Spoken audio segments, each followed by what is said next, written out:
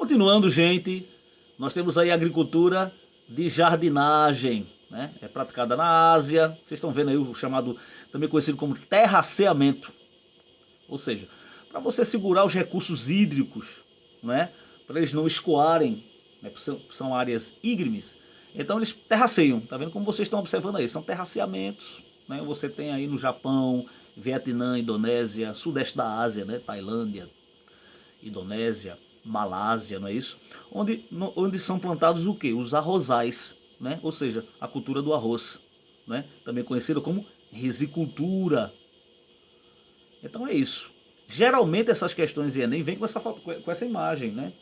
Ou com alguma dica mostrando que exatamente pelo fato de ser uma cultura hidrófila, ou seja, depender muito do recurso hídrico, tá certo? Então, ou você planta em planícies, como é muito comum naqueles filmes, né, onde na Guerra do Vietnã sempre passava, né, os plantios, né, de arroz, uma cultura muito consumida, tá certo, no continente asiático, em diversas áreas, ou exatamente passa os terraceamentos, que é exatamente você, aquelas áreas ígremes, aquelas áreas de morro, não é?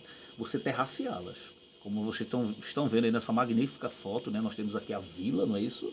E aqui os terraceamentos diversos. Agricultura coletivista, e você tem aí as chamadas cooperativas de produção, não é? Ficaram conhecidas na China de Mao Tse Tung como o quê?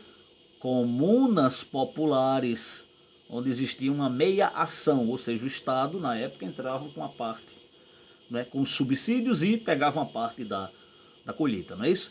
Israel era conhecida como os kibbutz, que foram introduzidos inclusive nas áreas a qual Israel anexou, né, sejam elas, né, tá certo, na Cisjordânia, da Jordânia, sejam elas em Golã, né, as colinas de Golã na Síria, ou até mesmo na faixa de Gaza, né, essa área do Egito que hoje é habitado, né, majoritariamente é controlado pelo Hezbollah, aquela facção extremista islâmica.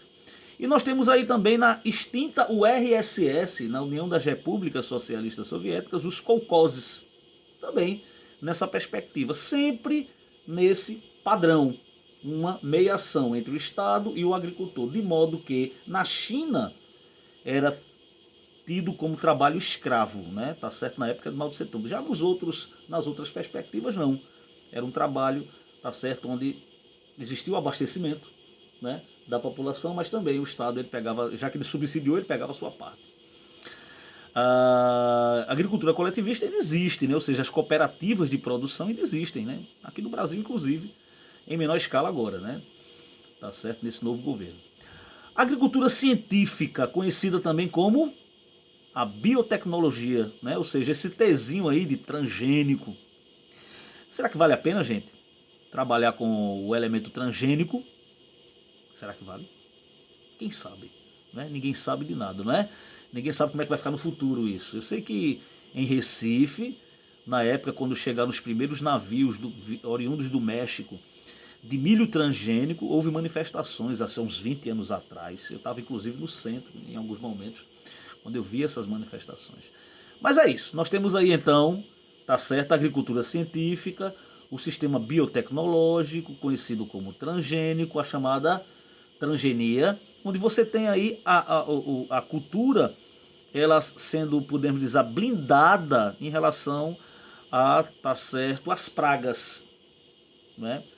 Que de um modo geral acontecem e destroem, né? Tá certo? A vassoura de bruxa é um exemplo, tá? É uma praga que acontece nos cacaueiros, né? O bicudo é uma praga que acontece nos agoldoeiros, né? Naquela perspectiva do plantio de algodão, enfim. Então nós temos aí várias outras perspectivas, não é? Na próxima aula, gente, nós vamos iniciar a aula trabalhando bem especificamente essa classificação.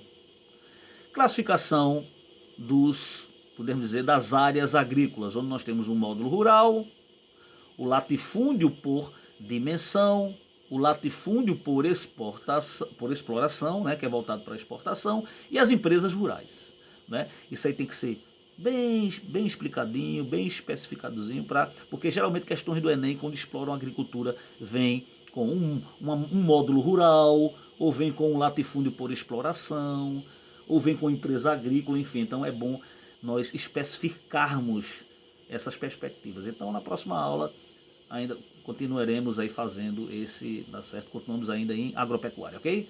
Um grande abraço, professor Ivo Maia.